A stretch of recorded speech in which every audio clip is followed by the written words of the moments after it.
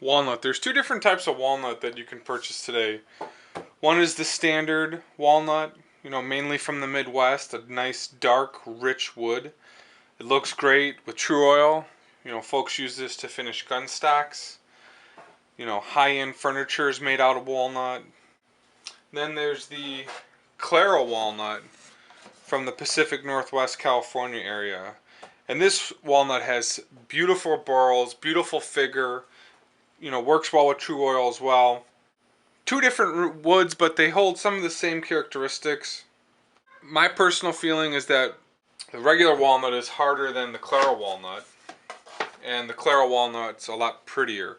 One of the problems that I struggle with plain walnut is that sometimes the coloring isn't all that great. So here's one of the same boards. One side has a great color, the other side is light, when you're going from heartwood to sapwood. Sometimes I really struggle to find boards that are over 6.5 inches in length. So you'll get a lot of different coloration when you're looking at the boards. I do like walnut and a maple top. I'll show you some pictures here of some of the guitars that I've made that have walnut backs and maple burl tops.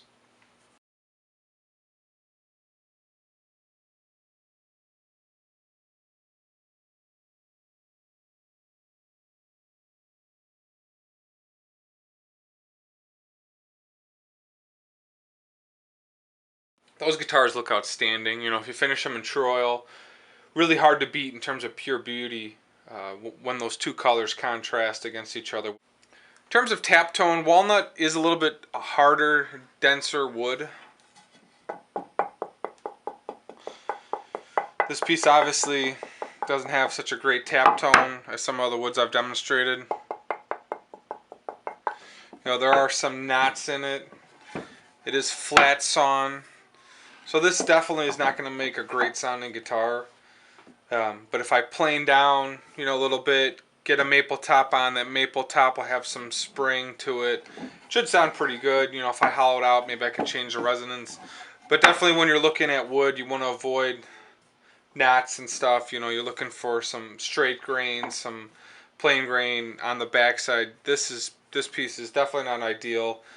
In terms of workability, walnut is definitely towards the harder side.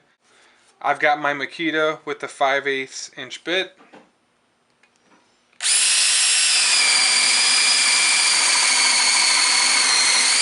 It drills pretty good. Bit does get relatively hot.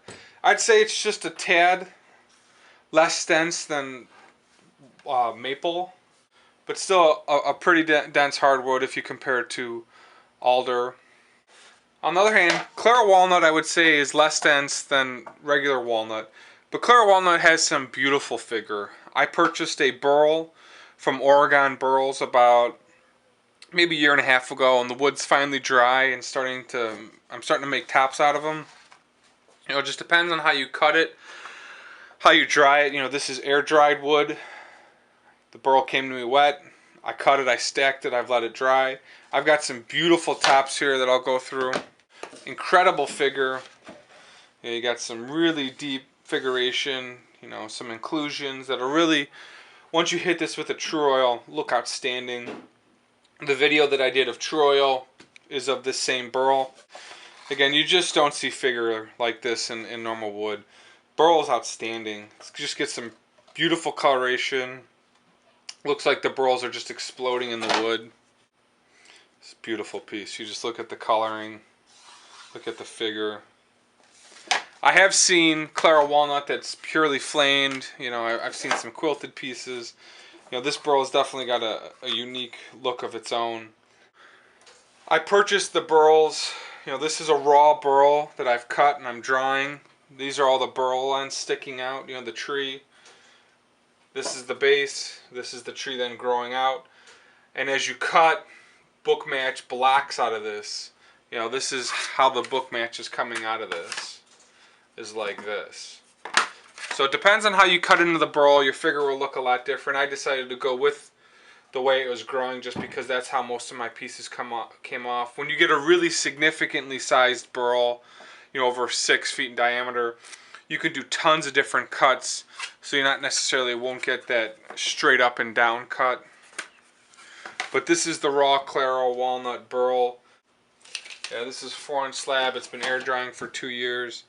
You know, this will be the next on the bandsaw to cut up on my Laguna. You know, I'll put an edge on it, cut it into a couple pieces. You can see when you air dry, you know, the wood starts to shrink and you get checks and inclusions in it. So air drying the wood like this definitely takes some time. But I think when you air dry, you get a little bit better figure than kiln drying, only because the wood oxidizes differently over time than when it's coming out of a kiln. So there's a lot of guys that won't buy air dried wood, but you really just got to know what you're doing to make sure you dry correctly, that you're not getting checks, and that when you get down to the smaller pieces, you know, you got some stability when you're cutting into it. So when you first get the burl, you know, I cut into it, you get significant amount of checks, but as it dries over time and the wood starts to stabilize. These are the two different types of walnut. You know, the Claro walnut I would definitely use for tops. Regular walnut I would use for backs with a maple burl top, because I like that color scheme. You know, you can make a full walnut guitar as long as you get the colors right. You know, even if you put a brown stain on this, you still don't get the same coloration as you do on the top. So one thing for sure is when you're looking at walnut, avoid the knots, avoid any of the knots in the wood, but you want to try and find a full dark piece of wood so that you know you got all heartwood. That's why it's hard to find some of those 7-inch wider boards when you're doing strats and tallies, etc.